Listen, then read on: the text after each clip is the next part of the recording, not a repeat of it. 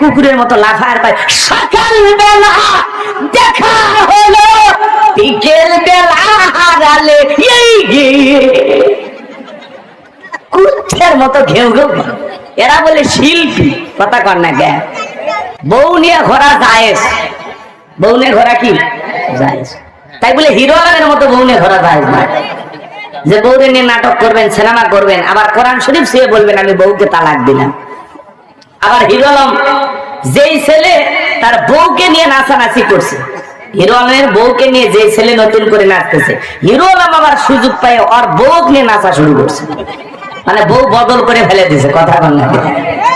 মানে হিরো আলমের বউকে ওই ছেলে নিয়ে গেছে, হিরো আলম আবার ওর বউ নিয়ে এসে বলতেছে এই যে দেখেন একটা মেয়ের কারণে 3টা সংসার নষ্ট হয়ে গেল। ছেলের কথাগুলো শুনে ভালোই লাগে, কথা কয় না কেন?